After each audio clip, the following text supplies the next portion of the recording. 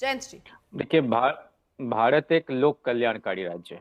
और किसी भी वेलफेयर स्टेट में कोई भी नीति जब हम बनाते हैं या कोई संशोधन करते हैं पहले के नियम कायदे में, तो इस बात का हम जरूर ध्यान रखते हैं कि इसका असर गरीबों पर क्या पड़ेगा, पशुपालकों पर क्या पड़ेगा, किसानों पर क्या पड़ेगा।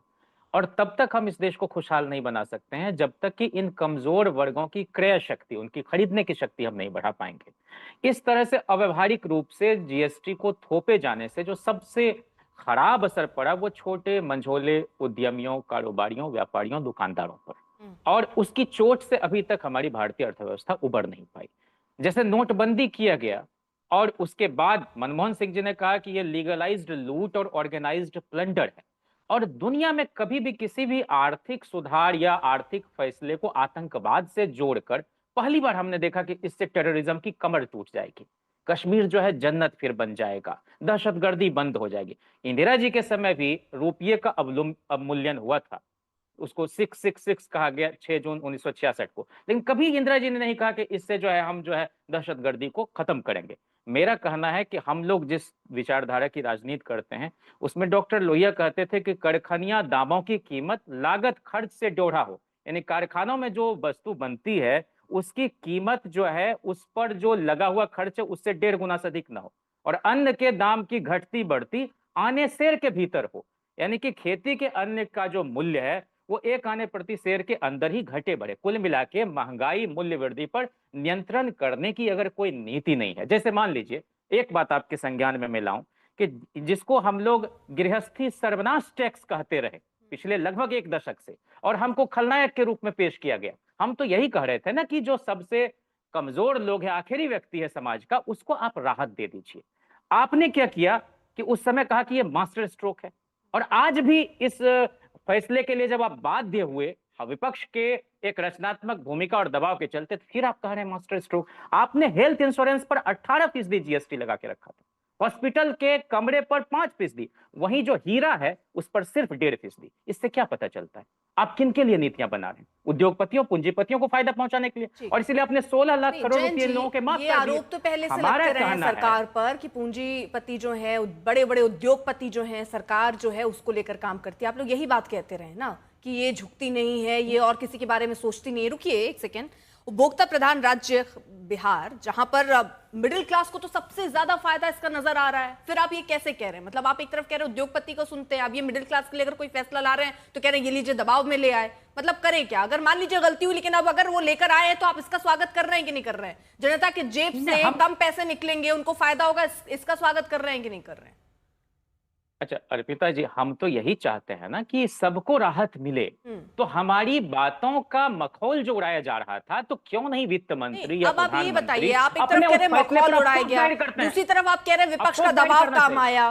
दोनों में से क्या है? बात मुझे समझ नहीं आई। अगर अगर अगर अगर हमारी मांग को 8 वर्षों तक, 7 वर्षों तक अनसुना किया जाता रहे और आज यह कह दिया जाए कि हमने मास्टर स्ट्रोक ले लिया, तो फिर आप बताइए ना हमको कि जो कृषि उपकरण है, अंतिम बात कहना चाह रहा हूं सर, ये दबाव था या मखौल है? मतलब एक आपके साथी और आप ये कह रहे हैं ना कि हम अभी भी आपने कहा कि विपक्ष के दबाव के चलते सरकार को ये फैसला, बड़ा फैसला लेना पड़ा, क्योंकि हम लगातार 8-9 साल से ही फैसला। दूसरी तरफ आप कह रहे हैं कि ये मखौल उड़ाते हैं, ये हमारी बात ही नहीं सुन रहे थे। मतलब अब सुन ली तो अब हम तो जनता की जो भावना है और देश हित के लिए जो जरूरी कदम है, उनकी तरफ हम सरकार का ध्यान आकृष्ट कराना अपनी जिम्मेदारी समझते हैं। सर, वो ध्यान आकर्षित हो गया अगर, तो अब इसका स्वागत करते हैं या नहीं करते? नहीं, हम तो कह रहे हैं कि ये जरूरी कदम था, लेकिन मतलब ये कदम हम इसका स्वागत कर रहे हैं कि नहीं कर रहे? सर नहीं, मैं कह रहा हूं कि ये हमारी सफलता है विपक्ष की, लेकिन 18% जीएसटी तो आज भी कलम पर, लेखनी पर आपने लगा के रखा है। मतलब आपकी सफलता है, उसकी बात नहीं करेंगे, इसकी स्वागत नहीं करेंगे। अच्छा, ये तो बता दीजिए चुनाव में इसका असर होगा कि नहीं? सर देखिए, अब थाली और थैली अगर हल्की होगी, सुविधाजनक हो जाएगी, उसमें आपको ज्यादा कम पैसे देने पड़ेंगे, तो जनता ये बात देखेगी। हो सकता है उनका रुझान एनडीए की तरफ हो जाए, क्योंकि इसको तो आप चुनावी दांव भी देख रहे हैं। तो ये दांव आपको भारी पड़ सकता है क्या? नहीं, क्यों भारी पड़ेगा? हम तो आज भी कह रहे हैं ट्रिलियन इकोनॉमी का आप जो ढिंढोरा पीट रहे हैं, उसमें जॉबलेस ग्रोथ का कोई मतलब है? जहां बेरोजगार लोगों की फौज आपने तैयार कर रखी है, और आप जो है लगातार अग्निवीर जैसी योजना ला रहे हैं। आप कोई क्षेत्र तो ऐसा छोड़ देते जहां की आप इन लोगों को अपने रचनात्मकता का भरपूर दोहन करने का मौका देते। अब मान लीजिए ट्रैक्टर पर 12%, अच्छा, मतलब आप ये कह रहे हैं पर 18% कि ये जो पैसे घटाए हैं जो कम पड़ेंगे उससे कोई फर्क नहीं पड़ता, मुद्दा अब महंगाई से ज्यादा शिफ्ट हो जाएगा बेरोजगारी पर। मतलब ये कहना है आपका, जो जो पर काम करती जाएगी सरकार उसके बाद मुद्दा शिफ्ट होता चला जाएगा। मान लीजिए महंगाई पर काम कर दिया तो बेरोजगारी पर शिफ्ट हो जाएंगे, है ना? बेरोजगारी पर काम हो गया तो फिर एक दूसरा मुद्दा एसआईआर ले आएंगे, ऐसा है सर? अर्पिता जी, हम लगातार मुद्दों से घिरे हुए देश में रहते हैं। अच्छा, हम कोई बहुत मातबर देश नहीं है। इस देश को बनाना पड़ेगा हमको, लगातार छोटे छोटे कदम को उठाते हुए और कमजोर लोगों के हितों को ध्यान में रखते हुए। अगर आप उद्योगपतियों के लिए काम करेंगे तो इस देश के साथ छल करेंगे। ये गांधी का देश आप तब नहीं बना पाएंगे। यही तो हम कह रहे हैं। हम कह रहे हैं कि हमारे विनोद जी, कुछ रिश्तेदार ऐसे होते हैं जो किसी भी बात पर खुश नहीं होते। क्या यहाँ विपक्ष की भूमिका वही हो गई है क्या? जहां डेटा सस्ता हो, आटा महंगा हो, वो देश कभी आगे नहीं बढ़ सकता। ठीक, जयंत जी। विनोद जी, देखिए, विपक्ष की भूमिका तो हमेशा ही ऐसी रही है। कंप्यूटर जब आ रहा था, राजीव गांधी ला रहे थे, तब भी विपक्ष विरोध कर रहा था।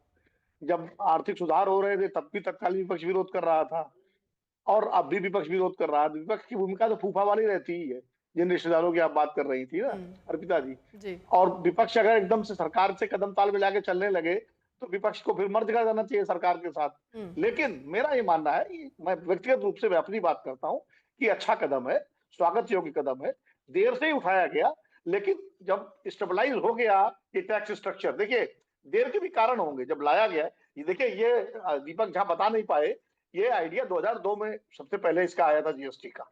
उसके बाद ये यूपी अटल जी की सरकार चली गई, यूपीए सरकार आई, उसमें भी लगातार प्रणब मुखर्जी, चिदम्बरम कोशिश करते रहे, लेकिन चूंकि दोनों सरकारें गठबंधन की सरकारें थी और उनमें प्रेशर्स इंटरनल और एक्सटर्नल बहुत ज्यादा थे, इसलिए वो इसको मूर्त रूप नहीं दे पाई।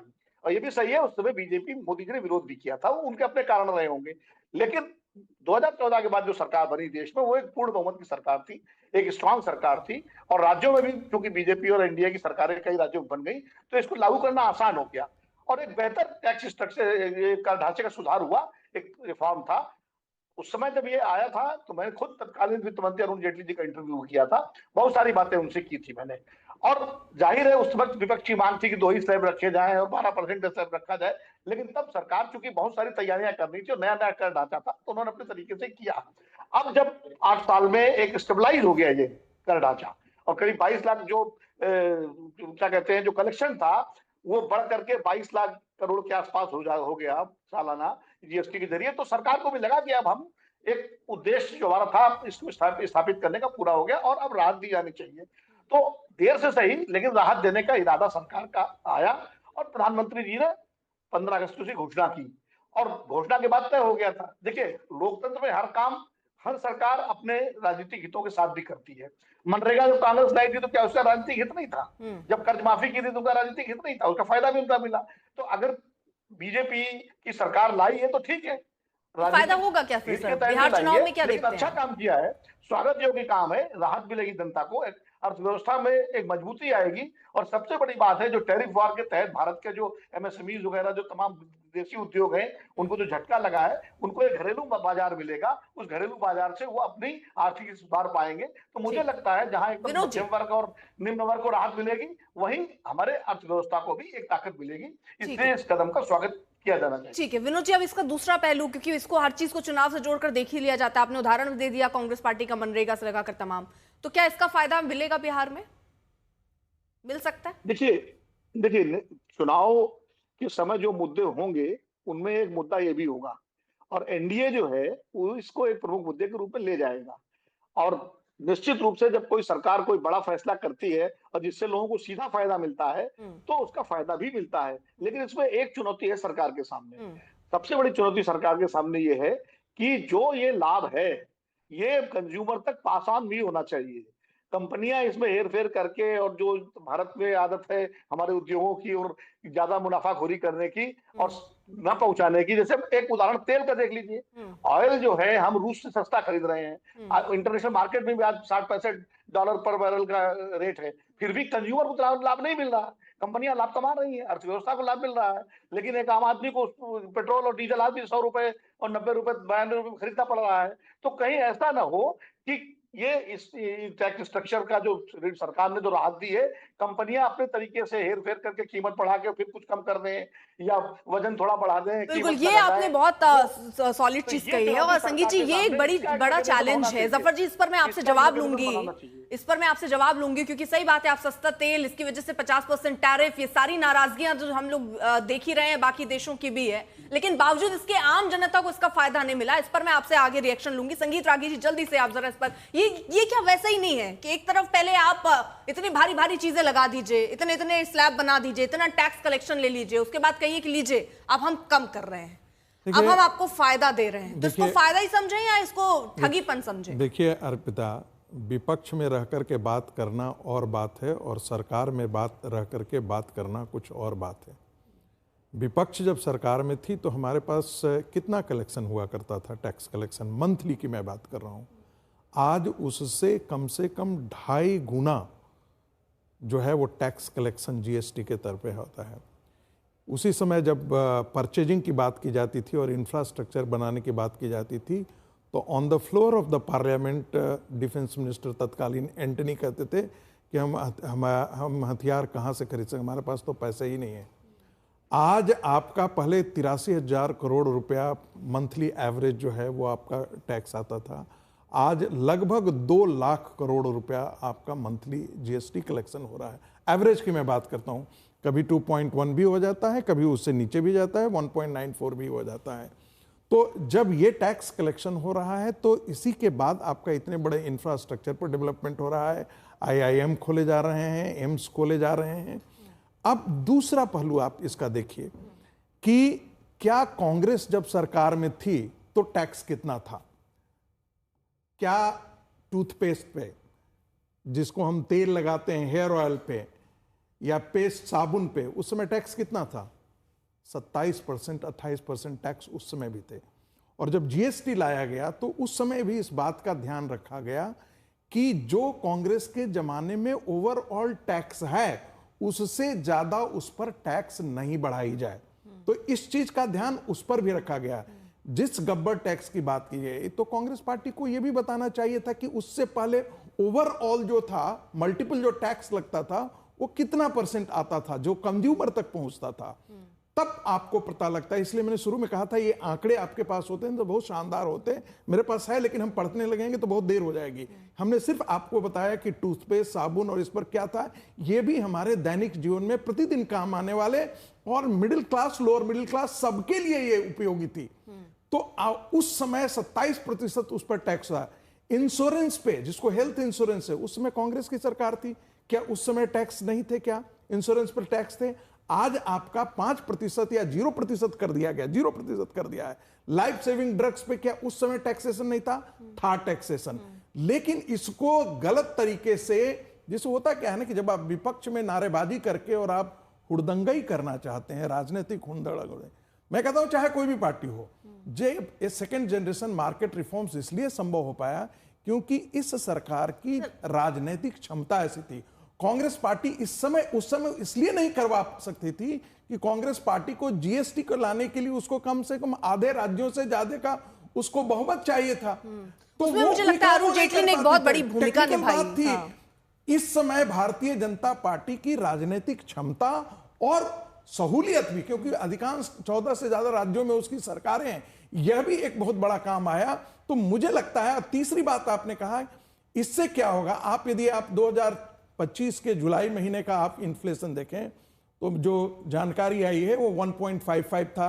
तो एवरेज जो इन्फ्लेशन है, गवर्नमेंट की जो बात कर रहे हैं, यूपीए हेल्थ वाला, इसमें आप कह रहे हैं उस समय तो हेल्थ में कोई टैक्स नहीं था, ये सरकार टैक्स लेकर आई, कह रहे हैं उस समय भी टैक्स था। नहीं, उस समय भी टैक्स था, ऐसा नहीं था कि हेल्थ सेक्टर में टैक्स नहीं था, आपको मेडिसिन पर टैक्स नहीं था, बिल्कुल टैक्स था।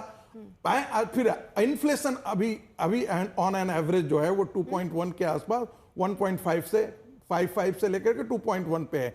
यदि जीएसटी, जो विनोद जी कह रहे थे, वो चिंता अपनी जगह वाजिब है कि कंपनियां कहीं इसको बढ़ा करके और टैक्स को जो है वो कम करके अपने लागत को बढ़ा करके दिखाने का ये काम है। तो इस पर थोड़ी नजर रखनी पड़ेगी सरकार से, ताकि बस 10 सेकंड लूंगा जी।